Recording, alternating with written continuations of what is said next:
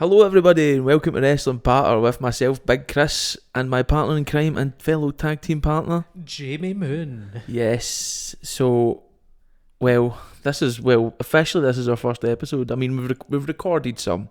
Yeah, but this is our official debut. We've done dark matches before this official recording right here, so...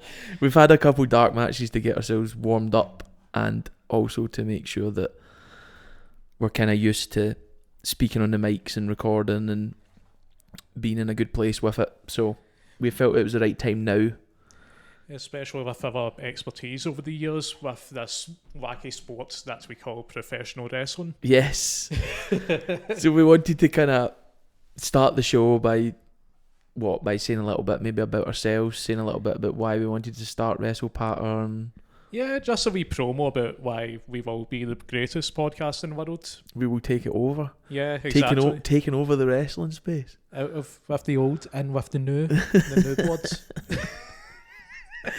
But this has been, maybe more recently than ever, but we've discussed this since maybe about lockdown with, some of our friends were interested in doing it, and then we kind of branched off into our own kind of project. Yep. So there's always an issue with like big groups when you're trying to get stuff off the ground where some people will say yes, but then they'll maybe drop out at the end. And we just thought, well, you know what? We still really want to do this podcast. We are still very much in touch with wrestling despite our old age. Yeah. and the thing is as well, every time we meet up is what our relationship is mainly based on. Like, we will always watch wrestling, talk about wrestling. We've always got quite a lot to say. We always have a really good laugh watching it, and that's the main thing. Like, how many times have me and you been in tears laughing at something so wrestling specific that if you told someone else in the street, they'd be like, "What the fuck are you laughing at?" You'd be like, "Oh no, you don't get it, man. It's this." You had to be there. You had to be there. And we know that there's a whole host of freaks like us out there who will probably enjoy it the same way we do. So if you're one of the freaks, thank you for listening. Welcome. Yeah, exactly. Welcome to this weird and wonderful place. But yeah, basically my name is Big Chris. I'll only tell you that for now. Exactly. But my background is in video editing, which I went on to do after a number of years doing other odd jobs. I'd love to work in the wrestling space one day, being a video editor, but that's years down the line. But how about yourself, Jamie? What is your background? So I'm in a bit of a weird position, Big Chris. Yep. Can I just call you Chris because Big seems a bit weird? You can call me whatever you want. Oh. So I've had a number of years training to be a wrestler. Yep. Yeah. And just recently, I've had to take some time away for personal reasons. This kind of podcast does actually help keep me in the loop with everything. Yeah. I feel like if it wasn't for this podcast, I'd be like, I can't be bothered. Like, you know how when it's like you're in a football match and you're being sent to the bench and you want to take part, but you feel like if you keep watching, you're just going to get a bit annoyed with yourself. Yeah. But with the dark matches that we've recorded before this, I'm all for it. It's been good, isn't it? It's been good to kind of do it and see if we are capable of doing it, and now we actually kind of find out, it's just talking about what we actually know some stuff about. That makes it seem less daunting. I will say I'm surprised that you never brought up a personal link that you had with the wrestling industry. What's that? A certain interview regarding a legend of the industry, Mr. Hulk Hogan. Maybe I'll do it. Maybe we could dedicate an episode to this. But for anyone that's listening, I did actually edit a particular interview with Hulk Hogan with a certain publication. It's no longer active now, but it was with a certain publication that I was working for, and yeah, it's quite an interesting interview. You'll probably know it. It was from the tail end of last year. Where he mentioned numerous things about wrestling in Wembley and just typical Hulk Hogan lies, but I was involved quite closely with that process, which we will definitely talk about. I'll keep it for another episode because there's some good stuff in there. Oh, definitely. Like you unleashed a new piece of Hulkamania history. I couldn't believe that. It was funny because we were going down to AEW All In at Wembley, and it was just around about that period it got released. Yeah. And we were in the car. We'd landed. We were in London. We were in the car going to the hotel, and you were talking about it. And I was like, "Mate, no way! I edited that. You'll never believe." I can't believe I hadn't even said to you about it. It's just because it was part of my life for like a few weeks. So I just kind of got used to it. I didn't think it was interesting anymore. Yeah. Oh, that was funny. That was a good memory. But since this is our debut episode, technically, we thought what better way to start a podcast than to review the last year of wrestling and make some predictions of the coming future of the industry. Just before we go forward, I wanted to put a wee bit more out there about our kind of some key elements about our philosophy on wrestling. Is that we're not too interested in dirt sheet writers. Well, we are. We're not going to not read it. We're not going to not bring it on to the forefront and talk about it. But at the same time, our views on them are pretty minimal, and we don't really consider it. There's a reason they're journalism. called dirt sheets. Yes. We wanted to make that clear from the first episode because we're not really we're keen to come on here and talk about our philosophy and talk about what we think, but talking about rumours, and we will do it. It's not to say we're not going to do it, but whether or not, like, we take most dirt sheet writers with a pinch of salt and think it's kind of just internet troll behaviour almost by this point. And I think there's nothing wrong with discussing rumours about the wrestling industry. The real problem is, I'll just name drops main culprits here, Dave Meltzer. yes, Like, I get the excitement of, like, you might know something that might happen in the future, maybe a spoiler for a future event. yeah, But I think that takes a lot of the fun away from wrestling, to be honest. yeah, I agree. Imagine you were watching, like, the Avengers, like the Infinity War. Mm-hmm. Infinity War ends on that cliffhanger, thinking, oh, what's going to happen next? And then some fucking journalist goes, aye, so they all come back. Yeah, it just kind of ruins it. I mean, we all understand wrestling's predetermined. We all understand how it works. We're all here because we know that, and we still enjoy it anyway. Exactly. Guys like him just make it a wee bit. And his rating system, how much people get hung up on that, like 5-star match. No one really cares. Like, a 5-star match is subjective. Like, a 5-star match is going to be a 5-star match to whoever believes it may be. Yeah. Like, just because he said it doesn't make it fucking final. Yeah, it's his opinion, and just like this podcast is a compilation of our own opinions. Yeah, exactly. You can agree with them, you can disagree with them. It doesn't matter as long as we're having fun.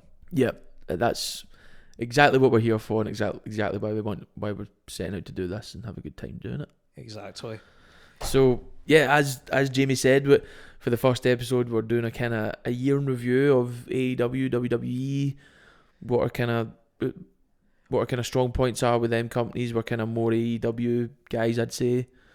WWE is kind of, now we're getting more interest in it. It's starting to pick up again. It's starting to look good. It's starting to be more enjoyable. We were just watching some earlier on, and I was really excited by the promos going down. It was a good watch. I think this is the closest thing to a boom period WWE has had since, like, the Attitude Era. Yeah, I would 100% agree with that, and I think it's only going to get possibly better from here on as well. Exactly, yeah.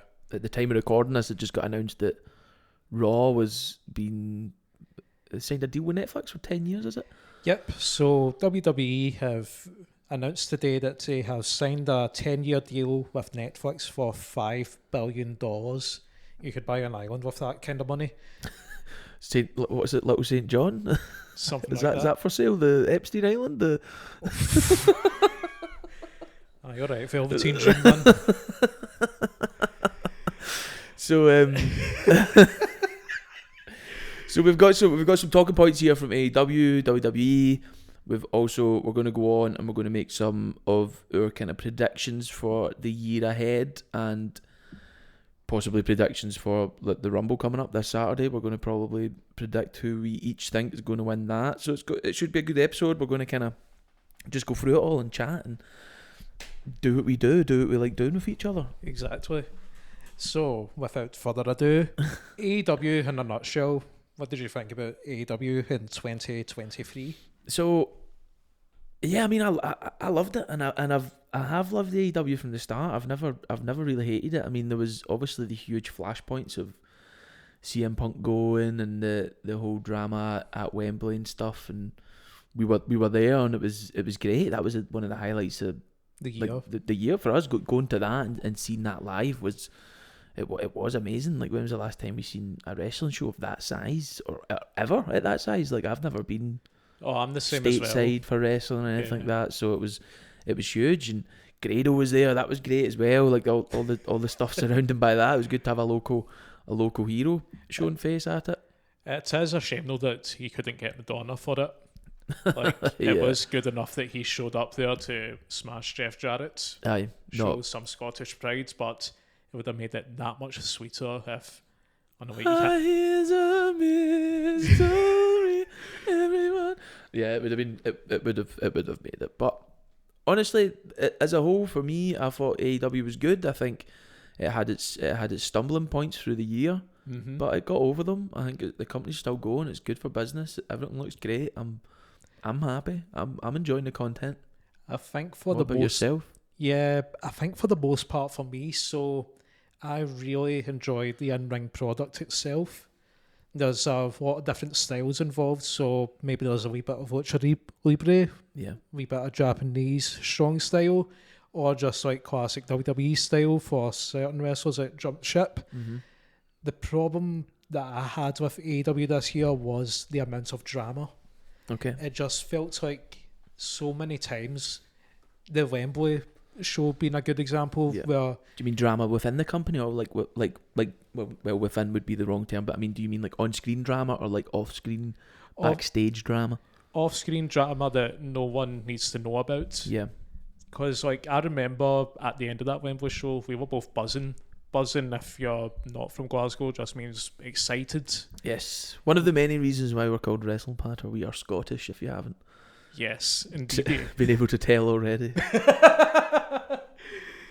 But it was just kind of, it was disappointing because like, it was such like a high point where Yeah. it was kind of like, this is a really good high point for the company, and then to go back to the hotel room and realise, oh, there was a fight at the start of the show. Shit went on, yeah, and then I remember we put on the post-show press conference and we started watching that, and we were just like, what? Yeah. What has happened? I just think there's a lot of times where, and it happened especially at that last pay-per-view events with the whole Jericho stuff, where there's a great in-ring product, but there's a lot of drama backstage that needs to get sorted. I think Tony Khan himself, like, don't know the guy personally, he might be like the nicest guy in the world, but that might be a problem. He needs to put the foot down a bit more. Yeah, there needs to be more of a hold on it all and make sure that sort of thing doesn't happen. Exactly. Yeah, I mean, you never know. You never know what people win. I mean, we're not there. We don't see it. We obviously need to rely on these awful dirt sheet reporters and whoever's leaking them. You don't know if it comes with a pinch of salt or whatever, but you don't know the type of people that causes these stuff. But I guess it's the same in any sort of company. This sort of stuff goes on. Do you know what I mean? It just always has a bigger magnifying glass on it because it's the entertainment industry and because this whole industry is fueled by rumour and speculation, and it's what kind of keeps it going, is that mystique of, did it happen, did it happen, did it happen like this, did it happen like that, who was there, who's seen it? People seem to love that, being able to gossip about it.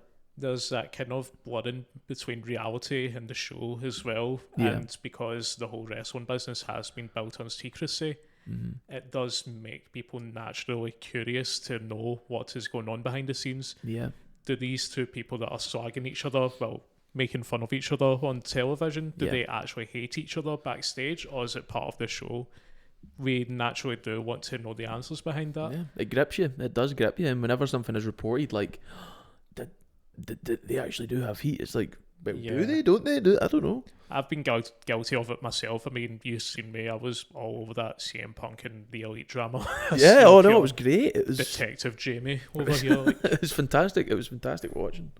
but it was just, I feel like sometimes the dirty laundry doesn't have to be aired. Just clean it up out of sight. But like I said, a lot of high points of AEW this year. I think the main shining star of the year was MJF. 100%. I mean, that guy's just a born star, isn't he? What I mean, everything he touches turns to gold. It's been quite sad to see his body break down a bit more. Like, you've seen him working kind of injured, working hard, and still going on, which has been great. Part of me did not like the face turn. I thought he was just so good as a heel. When people started cheering him, I was like, I understand why they're doing it, but I just much preferred him as a heel. I think he still managed to keep that heel edge to him as a face, but yeah, no, I preferred him without Adam Cole on his own, all that stuff. For me, it got maybe a wee bit too gimmicky, but that's fine. I'm not against that. I mean, it worked. It was entertaining. Kangaroo kick was hilarious. Like, all these things were all these elements were great. I loved them, but yeah, just personally myself, I would prefer him still on his own, being top heel. I'm really surprised because see, at the start of the year, like, he was the biggest heel in wrestling, I think. Yeah. Well, apart from maybe in AEW, like, obviously there's Roman Reigns in WWE and that as well. But the thought of him even thinking of doing a face turn was like, it was unbelievable at the start of the year. I couldn't have predicted it. No, I guess that's maybe the good thing about it. We didn't really see it coming or ever think it would happen, and then it caught us off guard. And I mean, that's all the best storylines. Yeah, do that. It felt organic as well. It didn't feel predetermined. Like, yeah, it felt like it just kind of started to happen through them backstage segments and stuff. Exactly, and then even with the story with his face turn and everything as well, like the matches he was putting on were tremendous. Like, my personal match of the year, to be honest, wrestling kind of peaked early for me back in March, April, when he had that Iron Man match with Daniel Bryan. Oh my God. Bryan Danielson.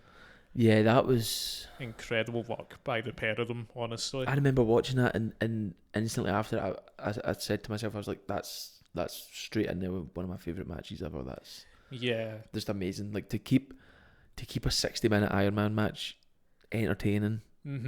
Like, that must be so hard. Like, I've never been in there, I've never done it. You know what it's like to a degree.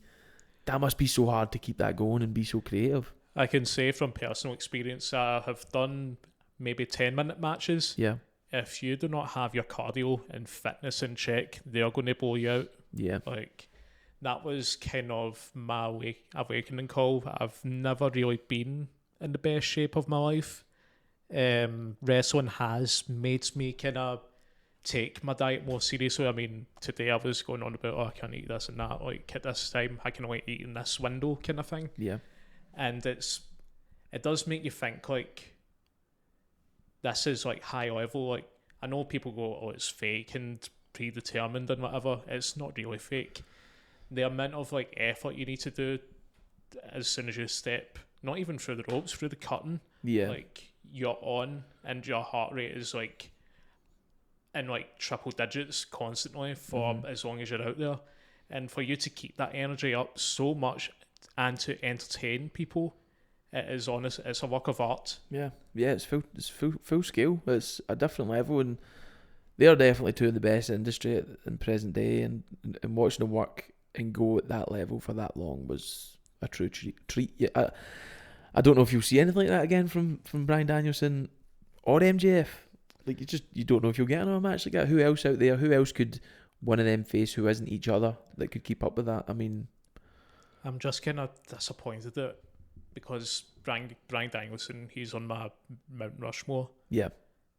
Like, the only person I could think that could keep up with him as he did in that Iron Man match is a prime Kurt Angle. Oh, wow. Could you imagine? Bring Kurt back, man. Oh, we need to. Get in the gym, Kurt. I'm sure he still is. Like, is he? No, I don't know. Well, he has been busy making cameos, which we can bring up in the future. Old Curty boy. I was going to make it. I can't make fun of Kurt, man. Like, he's just... No, the man is he's a living stud. legend. Yeah. Did you know that he actually won an Olympic gold medal with a broken freaking neck? It's true. It's damn true. It's damn fucking true. So what else we got there for our AEW year review? Another champion that I don't think has been talked about a lot at the end of the year. Yeah. Orange Cassidy, I believe it was the Intercontinental TV kind of championship.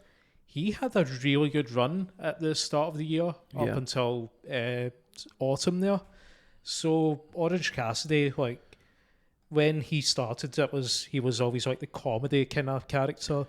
Yeah. He never really got involved in matches, and then even when he was doing matches, it was kind of like the hands in the pocket, the kind of jokey kind of wrestling, which is fine. Nothing wrong with comedy wrestling. It adds a wee bit of spice to the show, and it helps create this momentum that carries over to the main events and whatever. It's all good. But I was really surprised with his title reign. Mm-hmm. Match after match after match, he was treating it like he was fighting for his life. Yeah. And as his personal story continued, he was getting injured with each match. So then his opponents were, so say, for example, match 1, hurts his arm. That became a focal point of the following match, the following week. And so what it did, it turned this kind of comedy character, and it created an underdog kind of hero about him. Yeah. And see, to be honest, like, I wasn't really sure about Orange Cassidy being a champion when it first started. Same with the MJF face turn. Really surprising as well. I think they have been AEW strong points when, like you said, you can't tell it's going to happen. They surprise you. Yeah, it just kind of almost comes out of nowhere and really takes you. Yeah. Yeah, I do agree with that. I mean, Orange Cassidy's he's a great worker again, and watching him get hurt when he was getting hurt, it was one of these things. I was like, "Is this legit? Is he putting this on?" Tremendous selling. Yeah, you're like, "What's actually happening? How's he going to go next week?" Or seeing him in the post event press conferences, I was like, "Fuck, he's really banged up. He needs some time off," and he probably was to an extent really banged up, but definitely to what level we'll never know, but. Just a great performer, doing what he does best. Everyone has a bump card, and he really put his in He this year. he punches holes in that card every week. Exactly. He's great. Yeah, he's great. Kind of going to swerve to something that I found negative, and this kind of goes into what I said about backstage issues. The Elite. Yeah, they're kind of Marmite for us. I'm liking them now. Now that they're coming back, they've got the Stutz on. They've got the Tashies. I like this. The Vince McMahon.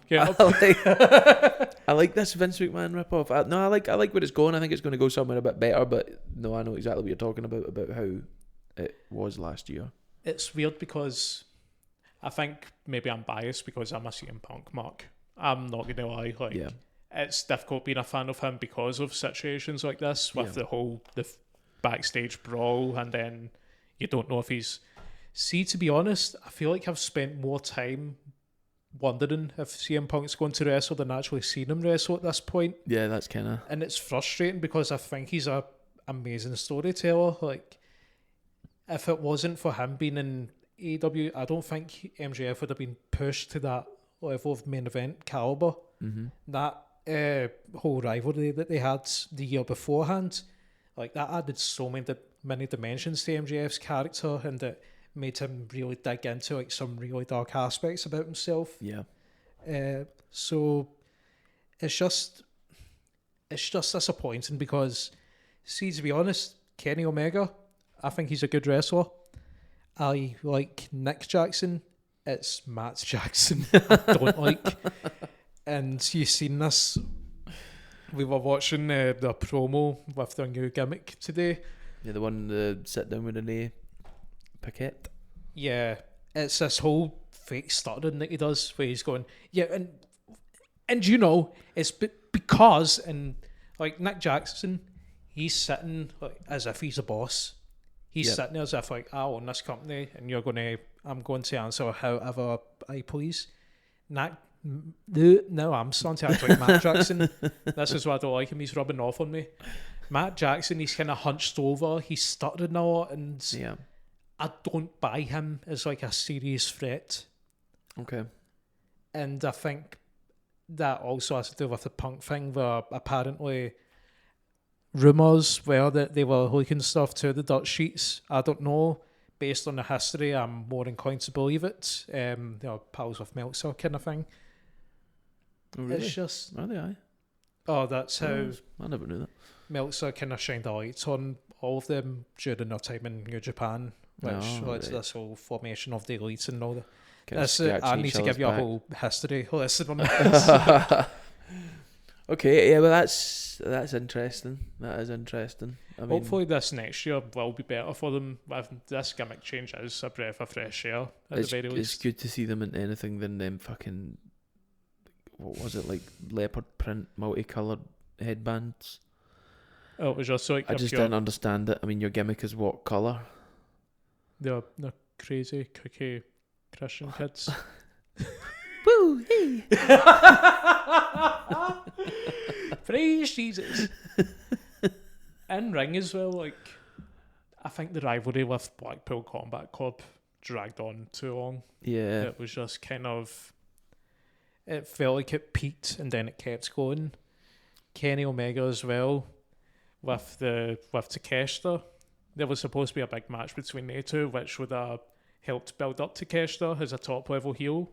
Yeah. And nothing has really came of it. I don't know if Takeshita's still on TV, to be honest, at the moment. I seen him recently. What was he doing recently? He was in a fucking tag match or something. Mm-hmm. He was in a 6-man. Was he not? I can't remember. I honestly can't remember. But I did see him recently. Yeah. And I think he's part of the Don Callis family. Yeah, well, the fucking Sith Lord looking bastard, honestly. Don Callis. That theme tune could honestly set dogs off, to be honest. That's wild. It could just... That's funny. It sounds like something out of Star Wars. It's hilarious. He's fucking... he's a great heel. He is a great heel. Great heel, weird looking guy. Weird looking guy, bad scar and all that. Not just his scarlet. I think he skips leg day. I need to see that. I've not actually seen his legs. So, yeah, Elite for us in the bin.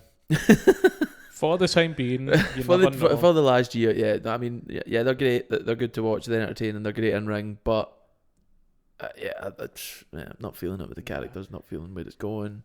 Apart from one specific member of the Elite, Hangman Adam Page, I believe he found his groove back with the Swerve Strickland rivalry.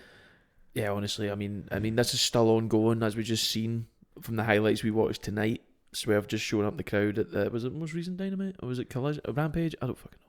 I think it was the most recent Dynamite. It was last Wednesday when Samoa Joe took on Hook. Okay, yes. So it was straight after that. Thanks for pulling me back in there. Yeah, so this is still ongoing, but we watched live that Texas Death Match. That was gnarly as hell in a good way. I've never felt so uncomfortable with not even a Texas Death Match, just any hardcore match. Mm-hmm. Hardcore matches in the modern era, I know this is my age showing. They don't make them like they used to. No. But it's true. And it's for the better. Like, no one's taking straight chair shots to the heads, but it was exciting to watch. I think the thing is as well, like, from when we started watching wrestling, right, and we've seen hardcore matches, and you think about all the great hardcore matches over the years, and one that's coming to my mind right now is Mick Foley and Edge at WrestleMania 22. Oh, right? classic. That was great, right? You were like, oh wow, we've not seen anything like this in ages. And then there's obviously great ones going back into the earlier 2000s and obviously into the 90s as well. There was great matches. Nothing's coming in my head right now, but every Terry Funk match in the 90s. I mean, every Terry, yeah, exactly.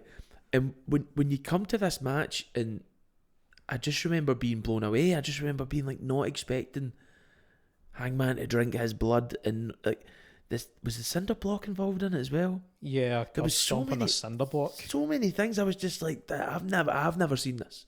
Mm-hmm. I'm sure if I watched deathmatch wrestling regularly in CZW and all that, which I haven't, I would have seen all that sort of stuff. But I haven't. I watch your kind of mainstream WWE, AEW, a touch of Japanese stuff. So seeing that to me was just like, what? You don't want to watch the CZW stuff. I mean, we've seen when we were younger, we used to watch even more wrestling than we watch right now, and I seen a lot of it then, but fucking Nick Mondo taking a weed whacker to the stomach. Yeah, that's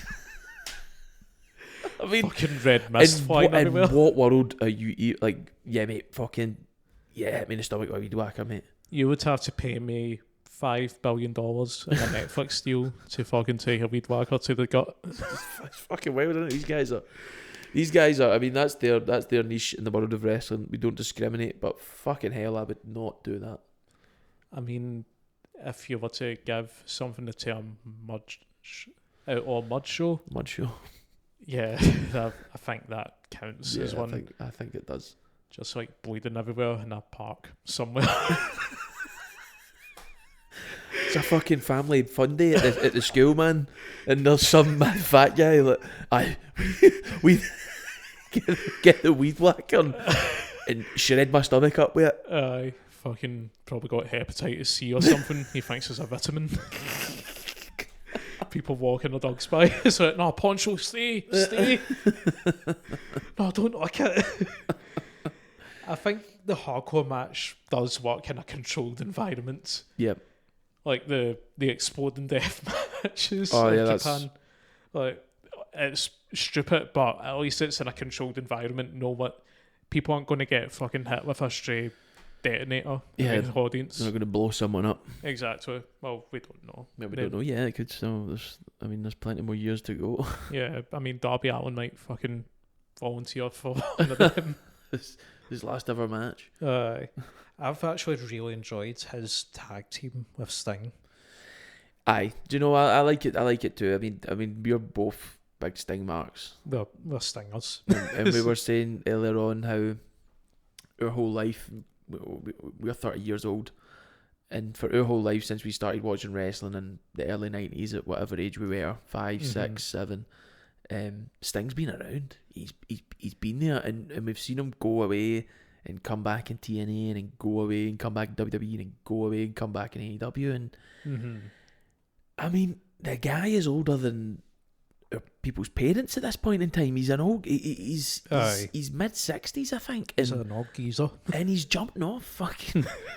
He went through a fucking table. He went through a table 2 weeks ago and based it on the back of his neck.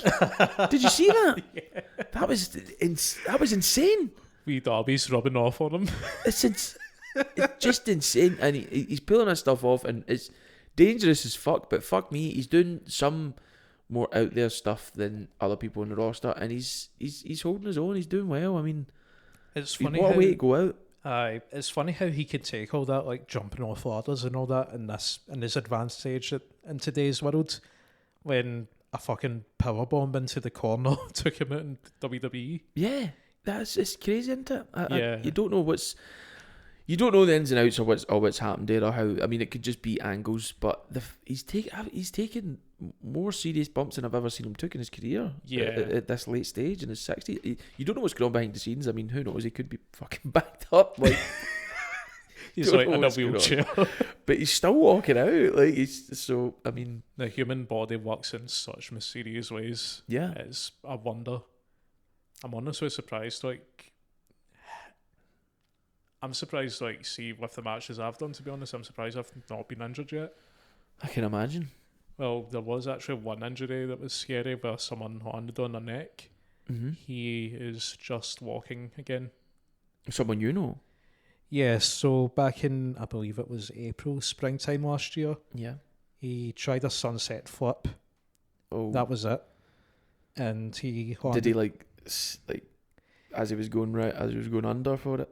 Yeah, as he was rotating and going under the opponent, his neck collided with the mat, and that was him. He was just lying there. Jesus. He could only. The good thing is, it's not a draws situation. He's back. He's healthy. He's been doing the physio and everything. He's good as new. But did he actually break his neck, or was it just like a? I don't know if you can stave your neck, but. I believe he impacted a nerve. Oh God. Yeah, it was scary when it happens, but thank God, because he's a really nice guy. He's back in the training. Well, that's good. That's good to hear. I'm glad to hear that. But it just goes to show that it can happen at any point. Here's a fucking pensioner jumping off ladders through tables. I mean, he can easily be 2 seconds away from it happening to him. Yeah, and that's the sad reality of the business, really. That can happen. I think no matter, like I said, not being a fan of Young Bucks, I can appreciate that they're putting their bodies on line, because any move can harm you in some way, but it's just that's the way the human body works, and different bodies work in different ways. Yeah. It's a wonder. But speaking of people that came back from career-threatening injuries, Christian Cage. Wow. I mean, we're throwing out the big names tonight on the review. Oh, yeah. Yeah, I mean, Christian Cage, fuck me. I Wow. believe it was a concussion that took him out of his WWE run, and now he's proven once again that he is a hot commodity for a wrestling company. I mean, honestly, one of the best in the mic of the last year. Like, these promos, the whole thing, it's like, it's the naturalness of it. He starts talking about someone's dad, and then it catches on, and then he just fucking runs with it. Yeah. And then just starts calling him, this group, the patriarchy and all that. Just goes all the way with it. I mean, that's genius storytelling, because you could tell at the start of his heel run, he was good with it, but when he latched on and found out he could keep it this dad stuff, he knew he had gold, and he kept on with it, and it really is paying off. I'm just really impressed that he decided to wear a turtleneck for his wrestling matches. So good. So good. I do believe this is an early prediction. I think he will hold that title well into the future, maybe for the rest of the year. I hope he does. I can't actually predict right now what's going to happen with the whole storyline he's currently embroiled in. I don't know where it's going to go. Usually you can predict these things and think, is this just going to keep happening like this? Is he going to do this? Is he going to do that? But with this, it feels very much like it could go in any direction. I believe you should keep him as a veteran that all the up-and-coming stars face for the title week in and week out. Mm-hmm. It gives them exposure on TV. They get to earn the ropes from a true professional. Yep. And it gives his title reign credibility with the fact that, oh my God, he's defended it this many times. Yeah. And then that next big star, you do it. And that's when it's a perfect time. Exactly. Yeah. He's it's funny because I think his matches with the younger talent, like, I enjoyed his rivalry with Jungle Boy. Yeah. I enjoyed it a lot more than his rivalry with Edge, of all people, to be honest. Well, Adam Copeland. Mm-hmm. Is he called Edge in AEW? I keep forgetting. No, he's Adam Copeland, yeah. Rated R superstar Adam Copeland. I mean, copyright. It's just... It's funny. We can call him Edge. We can call him if we want. Yeah, he's always going to be Edge. I always just find it weird to see when wrestlers are referred to by their real names. So, for example, there was a Punk promo years ago against Triple H. Mm-hmm. And at one point he goes, "This isn't CM Punk versus Triple H. This is Phil Brooks talking to Paul Levesque." And it's like, it takes the mystique away. Like, is it supposed to be larger than life? These are just normal guys. King of Kings, Triple H versus the straight edge superstar CM Punk. And now it's Phil and Paul. Phil and Paul. Aye, they've got beef. It's two average names. Yeah, exactly. It's like the HMV workers with the tags. It's just, nah. CM Punk, Edge, Triple H. I'm just going to keep saying their names. Edge... It was really special when he returned years ago. Yep. I just don't know what they can do with him at this point in his career. Are you feeling the return though? Are you glad that he's there? I enjoyed it at first. I enjoyed the start of the Christian rivalry. Yeah. I enjoyed when he obliterated Nick Wayne's skull in front of his own mother. Yeah, I need to admit I've not seen any of their matches or the promos yet. I mean, I'll go back and watch it, but I'm out of the loop. Edge it's weird that he just kind of feels like another guy in AEW, and this is a WWE legend. Mm-hmm. Well, not even a WWE legend, a wrestling legend. Yeah, and I understand that maybe certain people, they don't like the whole part-timer kind of thing. I think Edge has earned it at this point in his career. Yeah. You want him to come back as like a special attraction at this point. Mm-hmm. I'm feeling him. I like that he's there. I think he's a good asset. I think he can still go. And I've watched I watched one podcast with him. I watched him on Sam Roberts a bit the other day. And he just seems like he's having fun. He looks really, really happy. He looks like the type of guy that's just like, I wanted to do this, I'm doing it, and that's it. Nothing's going to stop me. He lives in the woods as well. Did you know that? Does he? I practices like strength training by like chopping trees. Oh, It's wow. in the Seamus Celtic Warrior workouts. Oh, that's cool. Right, okay, I'll need to go back and see that. That sounds cool. He's just like a pure crazy lumberjack at this point. That's cool. I wonder where he lives. I wonder whereabouts, what woods he lives in. I'm out in the woods. Bon Iver, I don't know. Moving on. Anyway. Another prediction Mm-hmm. for the next year. AEW. Prediction, or are we reviewing? Well, this kind of goes into this- the review. This okay. is tying back to the Hangman stuff. Okay. Swerve, Strickland, top heel. If I wanted a evil bastards Mhm. for a top babyface to fight, Yeah. Swerve, Strickland. In 2024, this isn't even a prediction, this is a guarantee. All Elite Wrestling will be Swerve's house.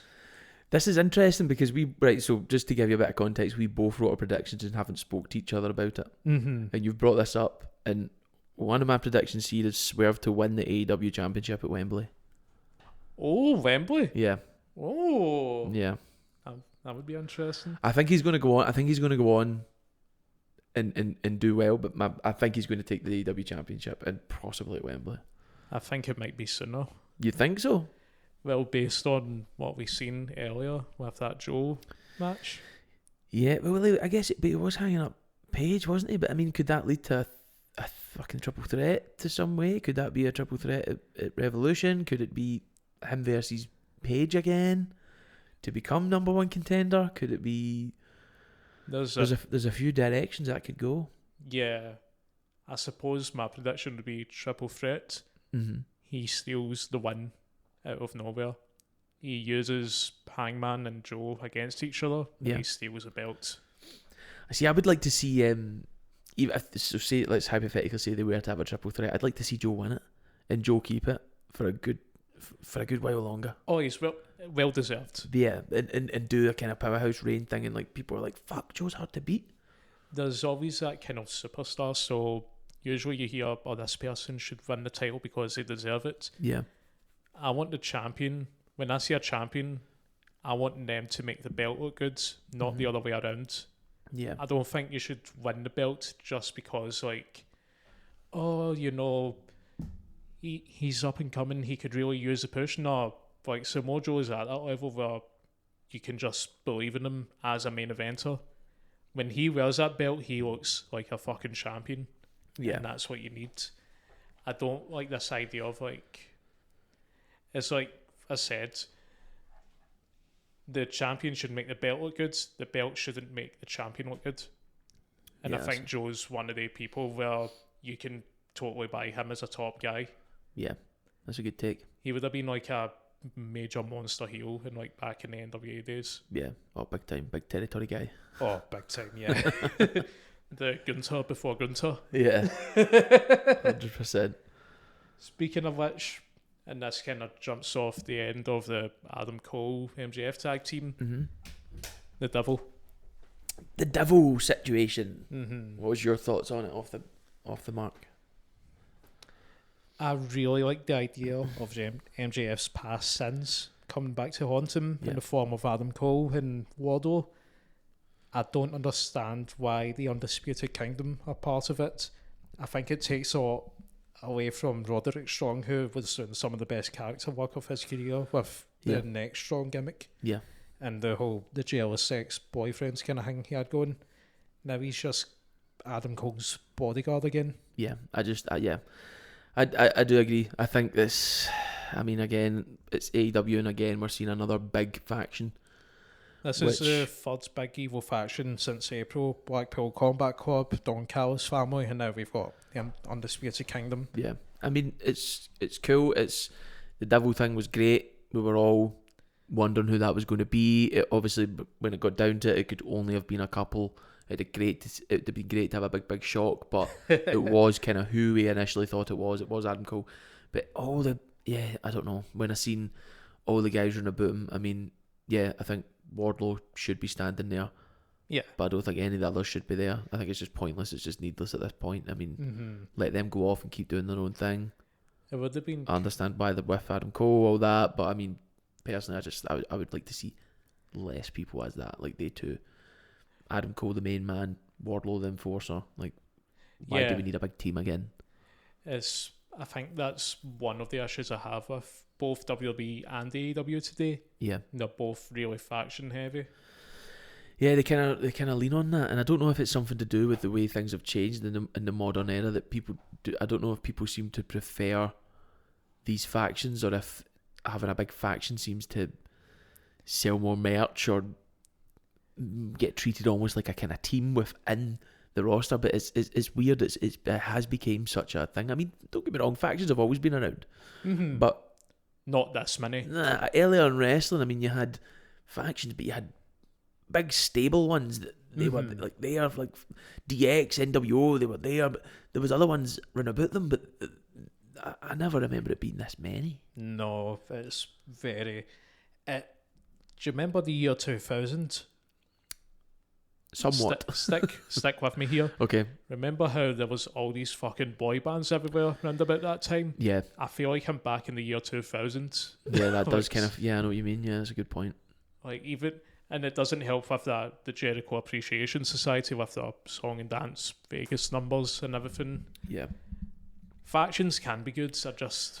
I'm a bit bored of them. I think the more you see them, the more you're just like, give us some time without factions, and then we'll want some factions. But the fact that you keep getting a new one put on you, it's just like, is wrestling just going to end up just being full of just constant factions? Like, when you think about it, most wrestlers can be affiliated back to a faction now. Like, when you think about each of the matches, most of them are affiliated back to some sort of faction, tag team or something. Yeah. Obviously, the older ones will be because they've done a lot in their careers, but a lot of the modern wrestlers you'll find are easily linked back to something, if not actively in one. It's just, there's that many now, and it's overkill. Yep. Yeah. Cut down the fat a wee bit. Let's maybe just have Joe go on a monster heel run. Give us it. Just have him destroy people. Joe, like, Joe, Joe. Just fucking runs through people week in and week out by himself. Big no Joe, manager. man. Just Big Joe. Yeah. Big Joe things. I always think of Godzilla when I see him. Oh, yeah, totally. What do we have next? Do we want to talk about the Jericho controversy? Yeah, I mean, why not touch on it? I mean, we're not any experts. We're just going by the rumours of what's out there. So for anyone who isn't in the know, I believe it was Nick Hausman, one of the Dirt Sheet journalists. He let slip that there was an incident with Chris Jericho and a former AEW wrestler known as Kylie Ray. Do you remember Kylie Ray? Yeah. Back when they first started, she debuted at Double or Nothing. Okay. She had like this kind of smiley kind of gimmick. It was a bit like Bailey from WWE. Okay, yeah. And Similar. It really came across as like, okay, she's going to be the next babyface for this women's division. Yeah. Unfortunately, due to reasons that are not 100% confirmed, she had to leave AEW. Nick Hausman has kind of made mention that Chris Jericho might have done something. And these are just allegations just to cover ourselves legally. And to be honest, like I said, you can't trust everything these Dirt Sheet writers say. And I feel like as well, like there was an episode recently after this thing that he came on and said, "Oh yeah, just kind of said that because I didn't really like him to a degree." But then it's like, I don't know. I find it hard to take serious what these guys say, just because of if he's got any personal beef or whatever with Jericho, then he's more than likely to create an allegation of that sort, whether it's true or not, whether something did go on and it was consensual, then it's none of his business to be saying something like that. Or if something freaky did go on, then okay, maybe he can say it, but why isn't he reported that to the police? Why is he doing that? Why is he held it on for this Why long? has he held it on for that long? Why is he going on his wee podcast and shouting about it? To me, it seems like clickbait. It seems like a good way to get himself over a little bit online. But again, I don't know him. I don't know Jericho. I don't know. We both have no idea what went on. I think the behaviour around the whole thing is what sickens me. Yeah. Because allegations, like we said, it's just, this is a very serious topic, and after the Me Too movement that happened during the pandemic, Yeah. I would hope that wrestling would be in a much better place than that, where these predators are shunned from the industry, and it's disappointing to see. I don't know if you've seen that press conference after the World's End pay-per-view. I think I seen a bit of it, yeah. Tony Khan taking questions, all these quote-unquote journalists, Yeah. all sitting there, no one mentions this. The only person that did was an ESPN journalist, no comment. And it's kind of like not even an investigation or anything. Like, it just comes across as a bit hypocritical to me, because like Tony Khan, obviously he's made some digs at Vince McMahon for his transgressions. Mm-hmm. I would think that he would know the perfect way to maybe to hold himself to a better standard than that. Yeah. Than to just be like, no comment. I think as well, like, we need to understand that this took place a number of years ago, and you don't know anything if anything went on at the time in regards to an investigation, or if even anything happened. So that's why it's a hard thing to truly talk about and understand without having all the information and all the facts. Shout out to Kylie Ray though. She's in WWE NXT now. You can see her perform week in and week out there. Definitely a real good wrestler. I could see her as a top babyface. So yeah, things have worked out in the end, whatever that may be. I think we can both agree that we both hope that nothing happened that night. And it's good on her that she's still in the business enjoying herself. Yeah. And this kind of touches on to, for my first point I've written down here, AEW's women division. And to be honest, this kind of goes between both WWE and AEW. Yeah, just women's divisions in general. I've been disappointed. Have you? So it felt like AEW did have a big babyface and Jamie Hayter as champion. Yep. But then there was that whole business with her and Britt Baker versus the Outsiders that once again dragged too long. And that's the thing, like, see the champions, Rhea Ripley, Jamie Hayter, Chris Statlander, the Io Sky. These are all fantastic wrestlers. It just seems like women's wrestling is an afterthought in both these companies. Yeah.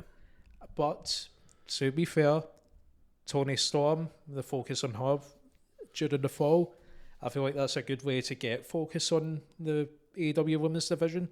I mean, think about it, that division is stacked. You've got Toni Storm, Ruby Soho, Chris Statlander, Hikaru Shida, Jamie Hayter when she comes back, Thunder Rosa, Taya Valkyrie. There's like a lot of really good wrestlers. Julia Hart in there as well. Julia Hart, Serena Deeb, who's just as came well. back.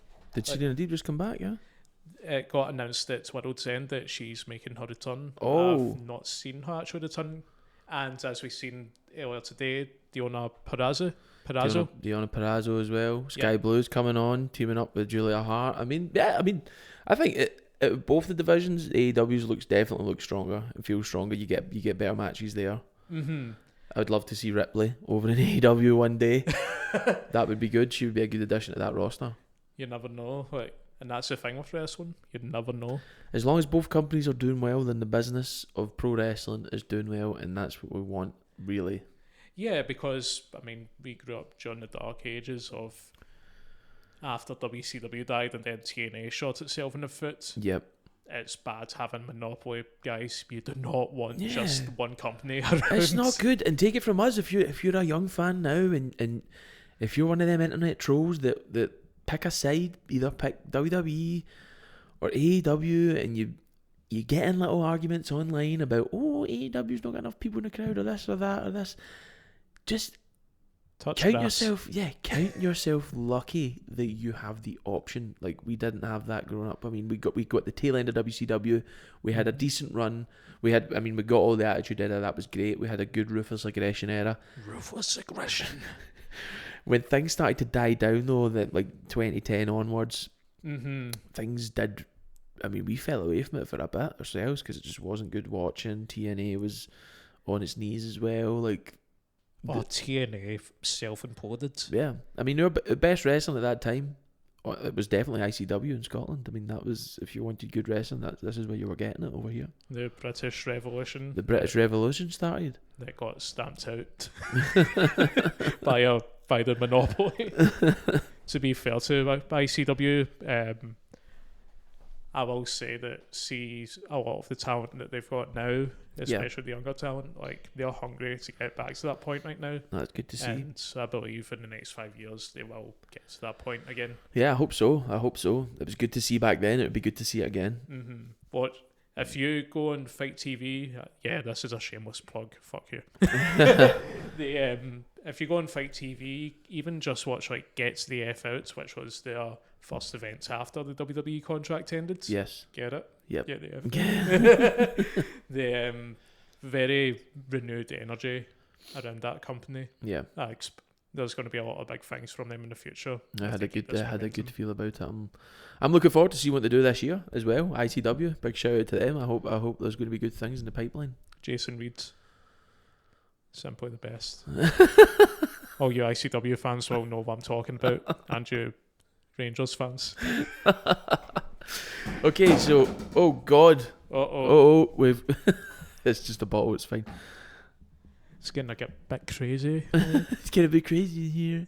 So I think that's all we have from me. Unless there's anything you would like to add, Chris? No, I mean that was that. I mean for me that was all the main talking points, and that I feel that we could cover on the AEW front, and we could move on to WWE with reviewing there. I mean we don't have the same amount because, like we said at the opening of the show, I mean we're not main WWE guys anymore. I mean, I can feel ourselves slowly getting back into it, and I think this year will be the first year that we're really excited about the Royal Rumble and about WrestleMania. Mm-hmm. And we'll probably watch it really intently.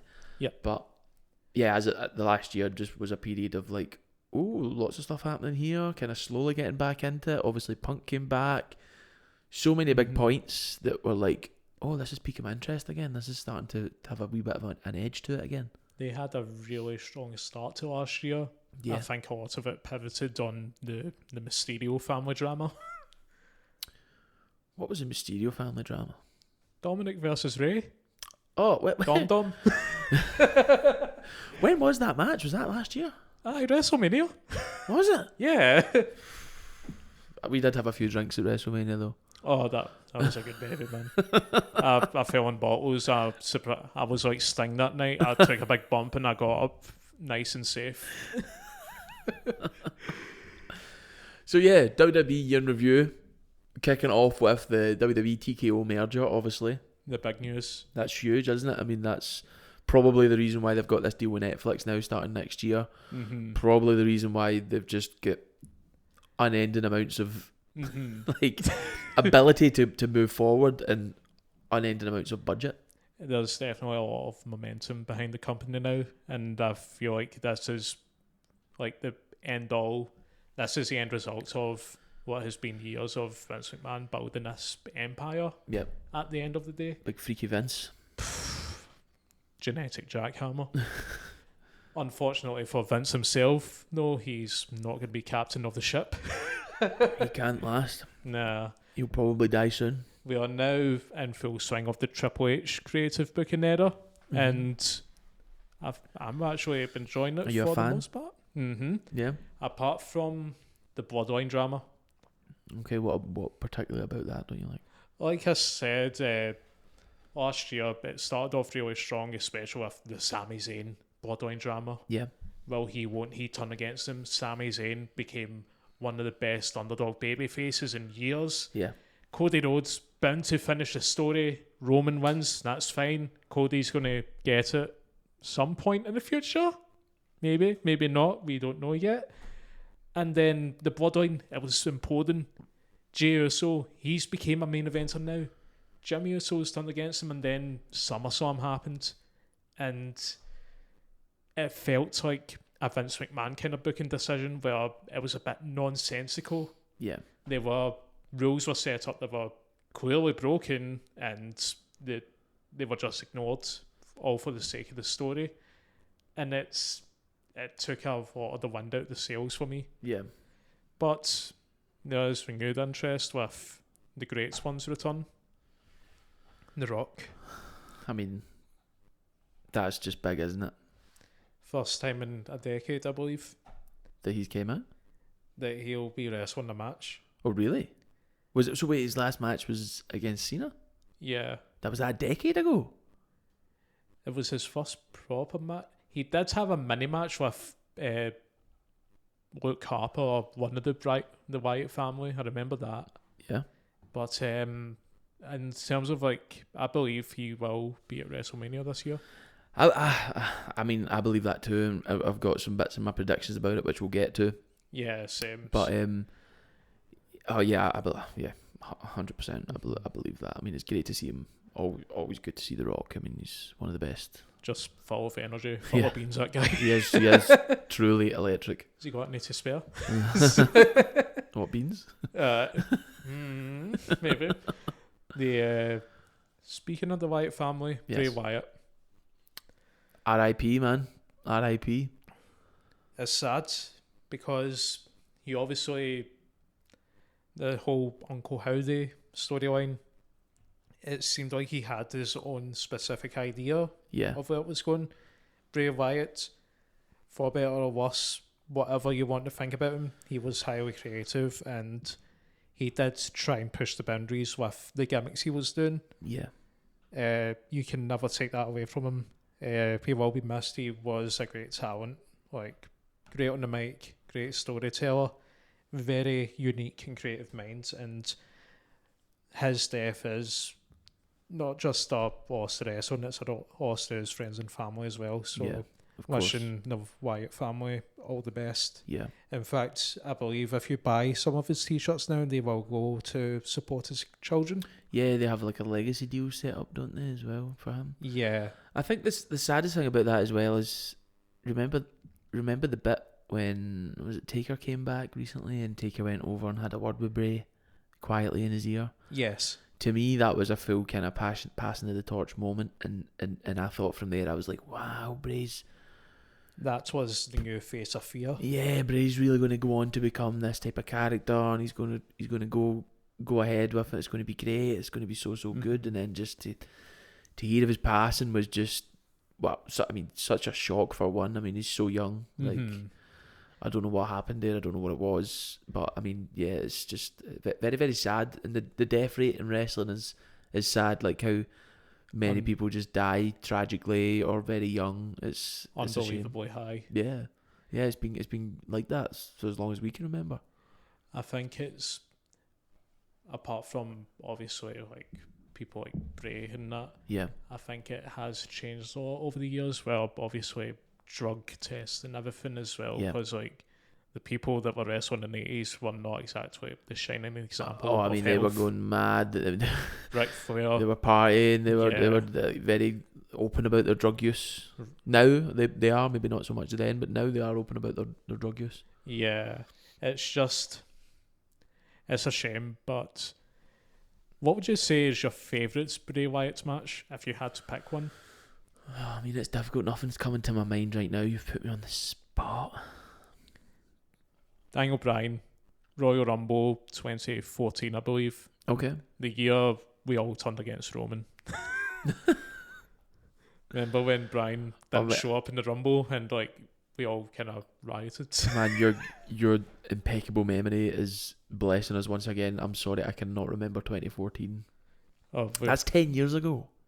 Wow, I just realised that. That's 10 years ago. I have a weird memory where I see stuff about my personal life. I remember nothing. Like, I could be a blank slate, but if it's wrestling or something, like, for some reason, it's like, oh, in 1982 on 6th of May, it's 1 p.m. in the afternoon. It's a joy. It's a joy, though. It's a joy to be a friend with you because I can always just be like, what happened when so-and-so done this? And when was the last time so-and-so met him? And when did they last meet? And you'll just be like, oh, yeah, they had a match in 2006 and it was a WrestleMania and it lasted 10 minutes. And Big Bossman survived getting hung at WrestleMania back in this year. And yeah, just all these mad things that you bring. It's great. It's amazing. It's a complete joy to watch you work. I will say, actually, see back to the back to Bray for one last thing. Yes. The sponsored match that he had, I actually kind of liked it. The Mountain Dew one? How he worked it into the match with like the neon and everything, and he had that weird like... I must admit, I'd never seen this. I'd never seen it. It wasn't a 5-star match. It was putting over his new heel persona, but the way they incorporated the sponsorship into the match, it was really clever compared to some of the other sponsorships that happened in wrestling. Ruffles. Oh yeah, Ruffles. Was it Ruffles or what? Cinnamon Toast Crunch. Cinnamon Toast Crunch, yeah. Jesus, that was another one. Being sponsored during the Mysterio family match. Yeah. Can you imagine that being something? Like what?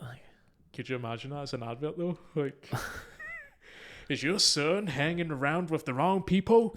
Is your son treating you like crap? Whip that boy into shape with Cinnamon Toast Crunch.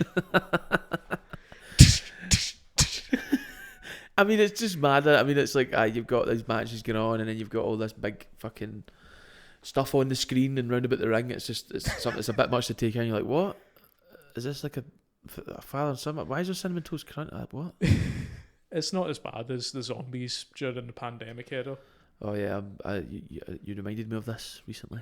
They were actually promoting the Zack Snyder Netflix movie, Day of the Dead. I don't really care about Zack Snyder movies. He had a Netflix zombie movie, and WWE had a deal. And if I remember correctly, the Miz got eaten by zombies at the end, and he just shows up the next night on Raw, like happy as Larry.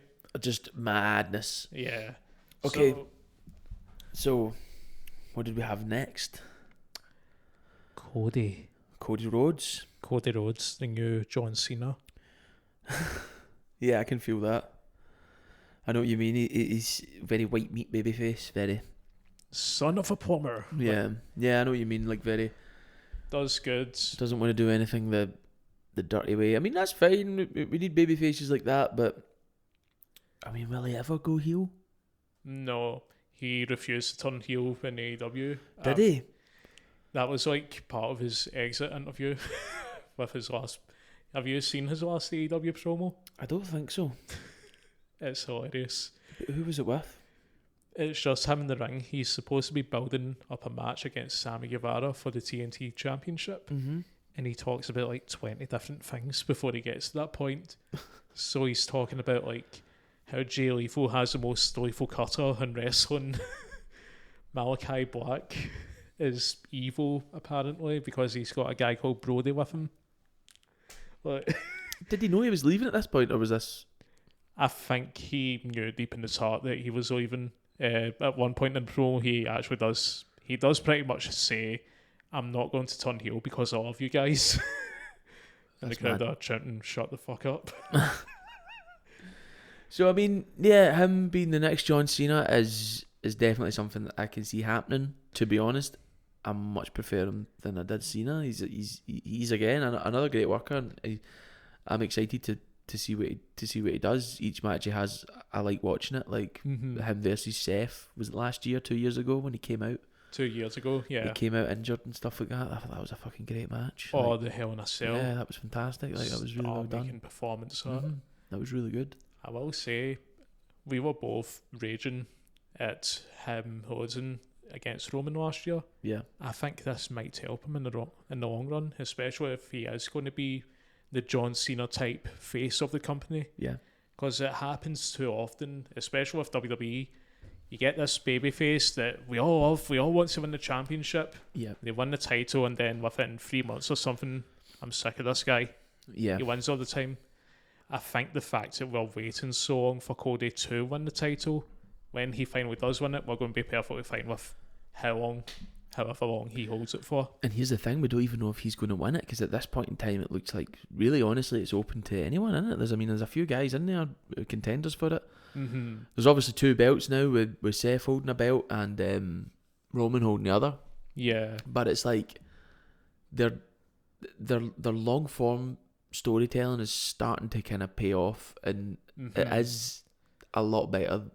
WWE, the product, is a lot better than what we've seen in the last few years, and it's coming into a new era, and I think this year is going to be good watching for it. Yeah, stars everywhere. more stars than I can count since the Attitude Era. Yep. Drew McIntyre, Roman Reigns, Gunther, who will win the title this The year. Ring General. Oh yeah, I love a wee bit of Gunther. Yep. I didn't like that name at first because how the TV show Friends, they have that bartender called Gunther. Oh yeah, the guy that he works in Central Perk. Yeah, I always just thought of him at first, but now I can get behind Gunther. Yeah, I've kind of it has grew on me. I again didn't like it at the start because I knew it was Walter, but it's grew on me. He will. I think he might break Seth at WrestleMania. I mean, yeah, I look forward to seeing that as well. Like, 100%. I'm just thinking because you've got like Drew, LA Knight, who has really risen up in stardom in the past year as well.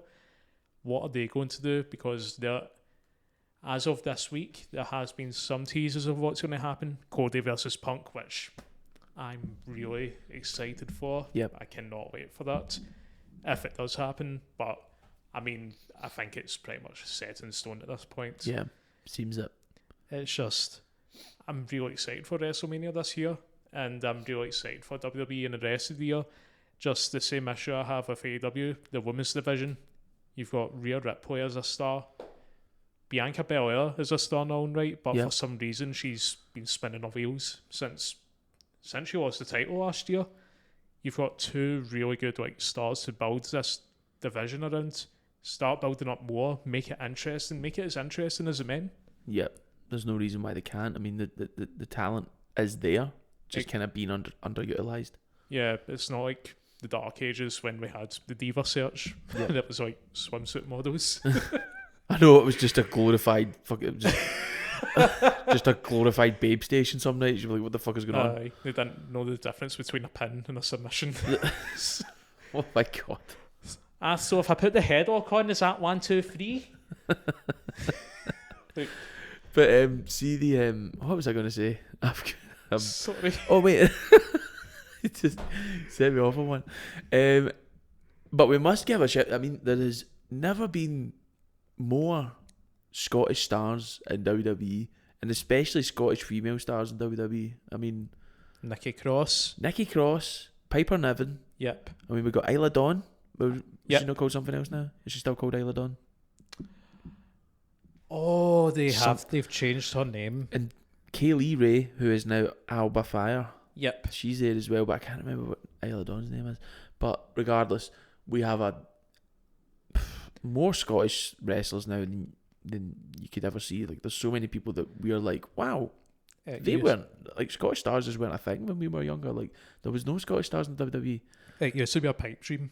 Oh, 100%. I never thought anyone from over here could make it. Mm-hmm. And we were there. I mean, we seen Drew McIntyre wrestle as Drew Galloway when we were 16 years old at BCW, and seen him that was in East Kilbride. Yeah. We seen him in Bells Hill. We seen him in Clydebank. We seen him in all these little places, and then now you see him. Oh, God, big star in WrestleMania and all the big events. He was down in Cardiff. I mean, all these huge events he's part of, and it's just mad to see. And it's good. He's really he in his own right has forged a path for Scottish talent to get there. Oh, absolutely. It's just a luck that he wins when there's no people in the building. I know. I hope. Gutting. There's part of me as well that hopes that this year he is in with a shout for a title shot as well, and that he wins the Rumble, because if there's anyone that deserves their moment in front of that crowd, it's him. Oh.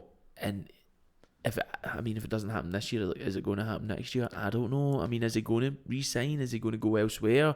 But the guy is just a true talent, and I think he should have won that belt, or at least get the chance to hold that belt in front of a packed out crowd. If I was to pick anyone who could beat Gunther for the World Heavyweight Championship, yeah, it would be Drew. Wow, that would be nice. Just two big packets of meat slamming into each other. I mean, they always have good matches there. Oh, that match. That was like the best WrestleMania match last year. See that triple threat with Sheamus. Yeah. Just slapping this. Just so good, man. It's just like... That was like a pure adrenaline rush, just like watching it as well. Mm-hmm. Like they just went full in, loyal each other. They know how to do it. They know how to really just fucking put on a great match. It's just something that you're just like... You're gripped to the TV. You're just like, yes. Yeah. This is what we came here for. So yes, can't really think of much else from WWE at this time. yeah, Like we said, we are kind of more in tune with AEW and how they've been doing business recently, but with how WWE are going now, we'll probably jump back in. yep. I think I can see us watching a wee bit more, definitely watching more live events. I don't usually watch the stuff from Saudi; just never really does what I want it to do. So these are just glorified house shows. Yes, they're money opportunities. Yeah, that's true. But yeah, so that was a AEW and WWE years in reviews. Now we can move on to our predictions for 2024. So I've already gave some of my predictions already because I'm a chatterbox sometimes and I get excited. So Chris, no, but that's cool. That's cool. Yeah. That's what you need to do. If you gave all of yours or just some? Just some. Just some. Okay, I'll kick us off then. I'll kick us off with my first one, and it might be controversial to you because I know you're still a CM Punk mark, and I was I was a CM Punk mark up till the drama. Yeah. From the drama, I found it really hard to like him. I still love him on the mic. Yep. Don't think he's the best worker. 100% don't think he's the best worker. I think the psychology's there. He can do it. Yep. But I mean, I don't know. I watched footage of him against Dominic Mysterio, and it looked like he was blowing up pretty heavy. Oh, really? That was a house show, so he will obviously be different when it comes to big events. Surely he's training and stuff like that. But anyway, yes. My first prediction relates to him, and it's CM Punk won't last till 2025 in the WWE. Oh, do you think he's going to have another wee brawl? Yeah, I think his fragility will get in the way. I think he's great. He's a good asset to have. I think he seems happy that he's back at WWE, but I don't know. I mean, he's had troubles with Triple H in the past, I believe. He's left that company in the past. I mean, obviously the company has new owners now. It's in a different place than it was when he left. Okay, that could mean he hangs about, but I think there's still something possibly with his attitude that, as much as he says he's changed, I mean, a guy at his age, a guy at any age, it's not exactly easy to just change who you are and just completely 180 from do you know what I mean? It takes time, and we've seen him go to AEW and come back, and lo and behold, after a few years, there's been trouble. He's got some friends. He's got some enemies. Some enemies. Some enemies. Some enemas. Turning into Matt Jackson. So he's got some enemies, and he's found himself out of the company for some sort of violent altercation, and then now he's back in WWE, and I don't believe that in WWE he's got some friends and enemies again over there, and he's got some of them will be historic and some of them will be new, and it's just how that goes.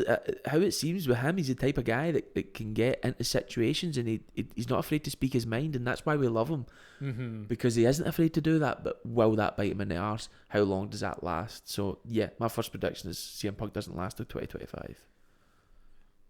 As much as I'm a mark for him, yes, I can't even argue. His transgressions over the years and all his beefs, he's developed a bit of a radioactive reputation around him. Yeah. And like you said, when he first arrived back in AEW after a 7-year absence, he was happy as Larry. He was smiling. He was buying everyone ice cream. And we thought, yes, this is the Punk we want. He's finally happy. Fast forward 2 years and he's back again, and he's finally happy, and it's the never-ending cycle. Yeah, it feels like a bit like just a kind of repeat of what it was when he first went there, and it's like, yeah, this is all good for now, but I mean, what happens when it gets to, what happens if he, I don't know, I mean, obviously he'll probably finally get his WrestleMania, but like his WrestleMania main event, sorry. But what happens when he finally gets that WrestleMania main event? Does the motivation drop? Does he start to get annoyed with creative more?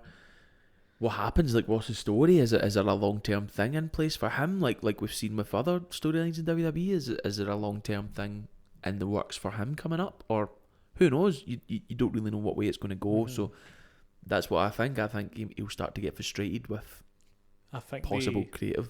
I think the allure of this new run with WWE is how is he going to interact with this new roster that's very different from when he was last in the company? Yeah. And like you said, if he does get that WrestleMania main event, this is probably the last run we'll ever get of CM Punk in wrestling. I think he's going to be done for And good I think after he this. knows that as well. Deep down, he must know, like, I could probably get another good couple of years out of this.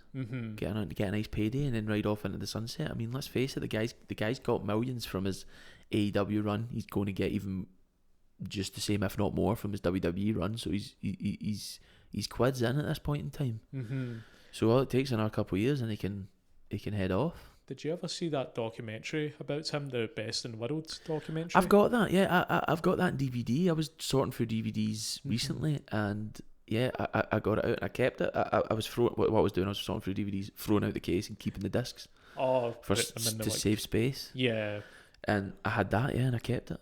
I thought we could watch it one time. Oh, definitely. Yeah. It's there is one focal point towards the start when he mentions family issues. I think, and you'll understand when we watch this documentary, it seems like he's got some personal demons that stem from his family, and it causes him to, because he's either ride or die with people. Yeah. If he either trusts you or he doesn't trust you, and therefore he's against you, kind of thing. Yeah, so he's kind of a hard guy to get on side and quite volatile in that sense. Yeah, I do believe it's personal demons, not playing devil's advocate. I think it's just an explanation for his behaviour over the years. Yeah, that's true. I feel like I believe that if he feels you've slighted him in some way, he'll burn the bridge happily because he doesn't want to get messed around with.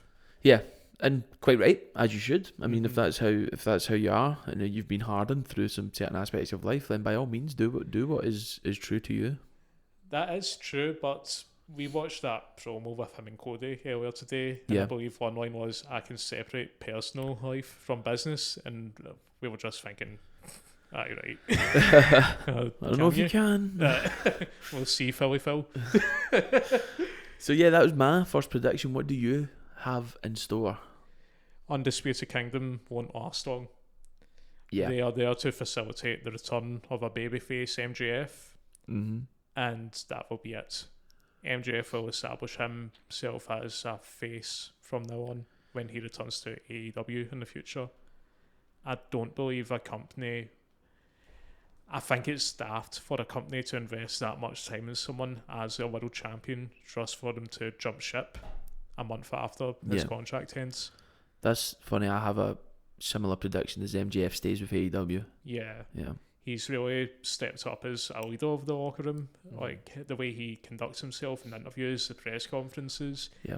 You hear, obviously, through the grapevine, rumours and whatever, that he's became a locker room leader. Fuck, what the hell? I need water. A general of the backstage area. There we go. Finally got there in the end. But I think he's going to be AEW's face for the company. He's going to be the proverbial John Cena. Yeah, I think they need to hold on to him. And I think even if they did let him go to WWE and he did end up there, I think he would live to regret it, because I think he would... It's going to be sink or swim over there, and he's in there with some top talent. And don't get me wrong, I think he could swim with them, and I think he could do really, really well. But whether or not he gets the top spot like he's been getting it in AEW, I don't know. I fail to see where he muscles in the current setup and how he manages to. He's good enough that he can rise above it, and his promos and his talking will take him there, and his in-ring ability will as well. But I mean, I don't know. I mean, that's up for the creative team to decide, but I just don't see where he could fit within that. I think he might struggle in some. He has had a fantastic promo, but I think he might struggle in some aspects if he did jump to WWE. AEW is more lenient with the swearing and some of the more morbid kind of topics. Yeah. It would be interesting to see how he can transfer his skills that he already has and transfer them into a more PG-friendly environment. I mean, could you imagine him saying Methany live on WWE TV? I mean, that's one of the best promos ever. Your sister Methany? Oh. If you don't know who Methany is, it's Brian Pillman's sweet sister, I believe. That's so good.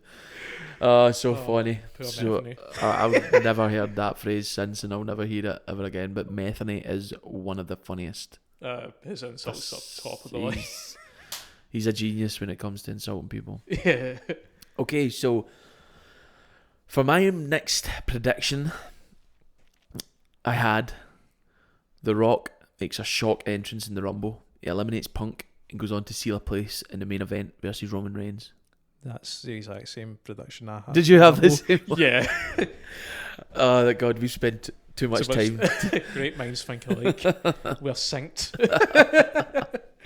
But yeah, I mean, I think to me it's written in the stars. The Rock's promo shows that he wants to fucking take on Roman. It seems like that's where we're going to be heading with this, but now it's just about how they're going to set it up. I think it makes sense from a marketing perspective for him to win the Rumble. This is the 40th anniversary of the biggest event in wrestling. It makes sense for the biggest star in WWE to face off against one of their all-time greatest stars, and it's the family drama and everything. So, in WWE, they love, every company loves the idea of breaking records. Yeah. What better way to sell some tickets than January, at the end of January, to make it known to everyone The Rock has won the Rumble and he is going to WrestleMania. Yeah. It speaks louder than words, in it. I mean, it would be in every news station and everything. Mm-hmm. But could you see a world? So this is the thing. It takes us back to CM Punk, right? CM Punk is cutting big promos right now on how he's going to win the Rumble and he's going to throw out Cody Rhodes, right? So let's say The Rock does come back and he does eliminate Punk. Mm-hmm. Could you see a situation where it becomes a triple threat, Punk, Rock, and Roman for the title? No, you couldn't see that. I think it needs to be Rock and Roman, doesn't it? No one else can be involved in that. So then what happens to Punk and Cody? Do they still get their match? I think they'll face off. Yeah. Punk is at that stage in his career where he can flip between babyface and heel as he pleases, and he has always been a controversial superstar in the ring and outside the ring. It makes sense, especially for this year in particular, for both him and Cody, because Cody, I do believe he will finish the story next WrestleMania. Yeah. Would have been this year, but ever since The Rock came out at New Year's to say, I want Roman, this year Roman establishes himself once and for all that he is the head of the table, and that will further fracture the bloodline in the future. Punk and Cody will have their back and forth at WrestleMania. Maybe it extends into summer, who knows? But the end point will be next year. Cody Rhodes will finally finish the story. Yeah, that would be good. Mm-hmm. That would be good watching. So that's a wee prediction for next year as well. Yeah, well, there you go. We can put that in next year's show. My next one was Swerve to win AEW Championship at Wembley. We discussed that. Yeah. There's no need to go into it anymore, but what did you have? So this concerns Bryan Danielson's semi-retirement. Okay. I don't think he's going to retire. I don't think he is either. He's got that kind of Terry Funk kind of vibe to him, where I think he's just going to keep going until his body doesn't allow him anymore. I think he'll maybe take some time off. He might do a more part-time schedule, but this whole... It just seemed like a weird announcement to make about, oh, this is his semi-retirement, and it's like, no, he retires or he doesn't. Yeah. Do you think he'll verse Nigel McGuinness at Wembley? It depends. Nigel McGuinness, I don't know his health history. I think there was an injury involving him years ago, which is why he's been regulated to commentary. He does believe he can perform at Wembley. He did make a big point about performing last year. Yeah. That never happened. Maybe this year. And it would be a great match. They've had classics in ROH back in 2005. Yep. With more experience under the belts, they could put together something special. Yeah, I definitely believe so. It would be good to see. Whether or not it happens, we remain to find out. Probably his last match in like 2080 or something. Imagine. So, yeah, I've got one more prediction. Mm-hmm. And He's came back recently, and I fucking love the guy. I think he's one of the all-time greats, and his match with his brother will go down as well as one of my all-time favourites. But my final prediction is Dustin Rhodes has definitely got another couple of bangers left in him. Oh, absolutely. Yeah. And I can see them coming this year because he's came back recently. He's had a few matches. He's looking good. He's always looking fucking good. Mm-hmm. His in-ring ability, his psychology, the way he makes the match work, and the pacing of the match is just fucking unreal. There's a reason he's called the Natural. Yeah. Yeah. He's honestly unreal. And the match from, I can't remember when it was a few years ago in AEW, him versus Cody, is again up there with fucking Danielson and MJF for me as one of the top matches of all time. Mm-hmm. That definitely made AEW appear as a serious competitor to WWE at the time. Really People did. thought, oh, these guys from the Indies, they're starting up a company. Good luck.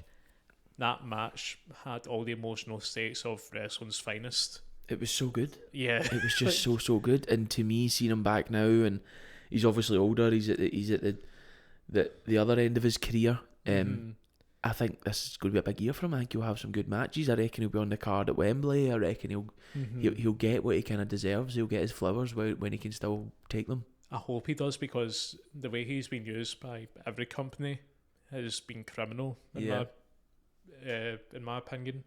I really thought he would go on this like old man kind of retirement kind of tour kind of thing after the Cody match, but he just kind of shows up every so often. There's not really a story around him, and there should be, because he's Dustin Rhodes. He knows what he's doing. Yeah, he's got a good story as well, with like he's also in his father's shadow. He stepped out through comedy, but he wants to be seen as himself. Mm-hmm. There's a really good story that you can sink your teeth into with that. Definitely. And I pray to God that he does get that final tour. 100%. Amazing. He's one of the best in the business. Forever go down as one of the all-time favourites. Mm-hmm. That's all I've got from my end. Do you have anything else you want to share, Jamie? Well, speaking of, we were just talking about how we're happy Dustin is still in the ring. Yeah. I've got a prediction that scares me. Okay. Sting's last match, Ric Flair will be in the ring somehow. He is going to take a bump and he is going to just disintegrate in front of everyone. Do you know what? Like, that's not even that mad a prediction. That's actually quite plausible, isn't it? You can see it. He keeps saying, "Oh, I'm done now." Like him and he's like Terry Funk himself. He's so tempted, isn't he? He's like, "Oh, I fucking want to get in there. I want to get fucking involved." Sometimes, I mean, I'm not the biggest fan of Ric Flair, especially after the stuff that came out about him. But I'm just wondering, like, does he want to get back in, or is it the alimony that's, he needs to pay that again? Mm-hmm. Fuck Ric Flair. That's what I'm saying, dirty old bastard. Yeah, I mean, who knows? I could definitely see him definitely doing something in that match. I can see it. He's definitely going to bleed somehow. Yeah. Like he'll just cut himself. He'll stand out outside and he'll just cut himself just to watch a match. Just stand there bleeding. Did you ever see that promo for the last match that he had with Jeff Jarrett? No. The promo was like Jeff Jarrett and Jay Lethal attack him in a parking lot, and it's just these two guys beating up a pensioner who's like bleeding in a parking lot. Imagine walking by that and being like, what the fuck is going on? Is it? It's the same people for the CCW show. Somebody weed whacking on Ric Flair's head. Oh, don't give him any ideas, though. Fucking Sting might join in on it. Another thing, actually, with my predictions. Yeah. New Japan Pro Wrestling, they're kind of going through a downturn now with their top stars leaving. Their proverbial John Cena, face of the company, Okada, is now resigned. I think, considering their history with AEW and how he seems to be happy there, Okada's going to be in AEW. Yeah, I think he goes there, doesn't he? I think it's no doubt about it. I mean, I don't see WWE don't really do much with Japanese talent. Whenever they do, they never get as big enough a push as Triple H likes his Joshis. He does like Io Sky, Asuka, and Joshi wrestling is hard hitting. It's exciting. Yep. I would like to see more Japanese representation as well in WWE. I know they've got Nakamura, but ever since the Seth Rollins rivalry, he's kind of spinning his wheels at the moment. Yeah. See, to be honest, see out of everything important, that I've got another prediction actually. Logan Paul. Yes, Logan Paul, forever amazing me. Like, I hated him at the start, and then as time goes on, I'm like, do you know what? He can stay. I hate that he's good. Yeah. Yeah, it's exactly that, isn't it? Like, you kind of that way. It's like, fuck. He's naturally took to this. When he first came in, I was like, I don't want to cheer this guy. Aye. Like, Roman's a good guy in my eyes. Yeah. But now that he's a heel, it's perfect. And it's partly because of his past controversies with the Japanese Forest and he scammed his fans last year. Yeah. My prediction is he's going to get caught in another controversy. Did he scam his fan? What happened there? I don't keep up with him as a person. I believe he started his own cryptocurrency. He got his fans to pay into it. Then he took the money. Oh my god. The pump and dump, I believe they call it. Oh my god. That's the thing. Like, wow. Logan Paul's a dick, and I think it works that he's a heel because it gives me a reason to boo him. Yeah, and it kind of leans into him as a real person, kind of like playing on like the Stone Cold thing, like just playing himself. Yeah. If he's a dick, then just be a dick. Did you ever see that Forest video? Yeah, I remember years ago I seen it. Like, he's in the forest and he goes, "Did we just see a body in the suicide forest?" And I said, Yeah, you're like, in the suicide forest, mate. Like, what did you expect to find? Like a fucking ferret? I remember seeing that. Chris, did you just find an alcoholic in my house? Like, of course. God. But yeah, Logan Paul, I think he's going to get cancelled again. He'll make an apology where he understands why people are angry and he'll want to do better yet again. Thanks, I would. I'm going to add a wee bit extra just as a wee epilogue to this debut match, so to say. Yeah. Things I'd like to see in wrestling. Is there anything you'd like to see in wrestling this year? Things I'd like to see. It doesn't have to be a prediction. It could be something that you just want to see.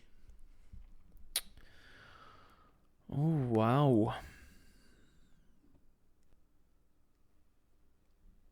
Let me think. You tell me what you want to see and let me think. You might give me some inspiration. So, before we started this recording, I told you that I had a prediction for this year that failed 9 days in. Yeah. So, if you remember, Brian Danielson was appointed the chief social media officer of AEW. Any airing of dirty laundry, any drama or anything, he would fine the guilty party. Yeah. So I thought, right, 2024, we're not going to have any more Twitter meltdowns. And 9 days in, Tony, my boy, the big can himself, broke it. Did you see this tweet? No, I'm not on Twitter, so I don't. I've not seen it. I see it when I go on Reddit and stuff like that. I'll see people post screenshots, and I've seen caught people quoting it and stuff like that. But I didn't see the actual whole thread with my own eyes. So last week, obviously, Hook was fighting Samoa Joe. Yeah. On WWE Raw, before Seth announced his injury, he fought Jinder Mahal in the main event for the title. Yeah. Tony decided now was a good time to have a moan that Jinder Mahal doesn't deserve a title shot, and Hook does, because Hook has a better win-loss record in AEW. And it's like, nobody cares. Yeah, like, shut up, Tony. Like, win-losses don't matter. Like, do you know how many matches The Rock won in, like, fucking back in his heyday? It was I've got no idea. He, like, lost half of them. Did he? He's like one of the biggest stars ever. Like, this whole sports-centric win-loss, keeping it real, kind of, it's wrestling. Like, yeah, I want to be entertained with these over-the-top characters and these intricate stories. That's what I care about. I like the idea of it. I think it's a good idea. I think to make it more, it adds more to the sport element of it. I think it's quite cool, but at the same time, I also do agree with you in terms of like, yeah, just like, it's not a well, big we don't deal. really care. Like, it's not. It doesn't change much. Like, poor Jinder as well. He just took a stray out of nowhere. Yeah. Like, I like Jinder as well. Like, I think he's a fine wrestler. Like, Yeah, he holds his own. Aye. So, props to Jinder and Hook for both putting in a good show on their respective title matches. Shame neither of them won, but moving on, this kind of feeds into the Hook match that we watched. Yep. I told you that I had a specific issue with the match. Hook kicking out of Joe's finisher. Okay. It's a cool moment. It got a good reaction. It would have been better if everyone didn't kick out of everyone else's finishers week in, week out. Yeah. I want finishers to finish a match from now on. It's just not special anymore. Like, remember when we first seen Undertaker and Shawn Michaels at WrestleMania 25? Yeah. And they were both kicking out the tombstone and the sweet chin music, and it was crazy. Now every wrestler is doing it on a weekly TV show, and there's just nothing special about it anymore. It's the same with the faction thing. Happens too many times. I'm bored. Yeah. And not taking it away from Hook or Joe, great wrestlers both. Hook really proved himself in that main event. I just wish there was another move he kicked out of. Protect your finishers, folks. Or just be like Gunther and just hit the person until they don't get back up. Like, either or. Yeah, just beat them until they submit. Like, yeah, I know what you mean. It makes sense. I mean, just to be weakening them like that on a weekly basis just doesn't do them any favours. They need to kind of claw back on that a little bit and give the finishers a bit more power. It's the reason why Kenny Omega's finisher is still exciting, because I believe only he has kicked out of his finisher. Right? Oh, really? Only one other person has. So it's going to be a big occasion when someone finally does so. Yeah. And the reaction is going to be much greater than what we got on Monday there, because it's so rare for it to happen. My final point goes back to the women's roster. I would like to see them. Did you ever see the WWE show Evolution? No. It was a women's only pay-per-view that showcased the 4 horsewomen. This was during Divas Revolution. This kind of goes back to my wish of having more focus on both divisions. Give them one show.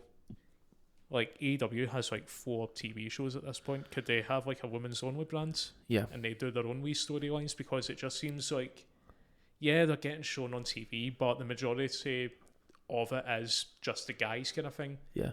And like we mentioned, there's so much talent in these divisions. Yeah. I want more of a spotlight shown on them. I want to see what they're capable of if they can run their own show. It could just be a one-off event. I'd be fine with that, but hopefully that one-off event could lead into its own brands. Yeah, I think it's definitely worth. One of the companies needs to start toying with that more. I think, because it definitely gives a platform. It gives a platform for them. It also gives hope to younger females who want to be wrestlers. It lets them know that, look, this is possible. You can come and do this, and you're not just one match on the card. You can come and do this, and you'll be a star. You'll have your own event. You'll have your own monthly event. You'll have your own weekly show, etc. Stuff like that. Definitely, yeah. I think that's fair. I mean, more representation like that of the female wrestlers is definitely needed. Yeah, definitely. And 1, 2, 3, ding, ding, ding. Ding, ding, ding. Does that conclude this week's our debut episode of Wrestlepatter? That ends our debut of Wrestlepatter. Couple of hot tags in between. We bit of stumbling blocks. Myself personally, don't worry, we'll get used to talking in the mic. I think we've done quite well. I think we should pat ourselves in the back. I think that's. I would class that as a successful first episode. I would as well.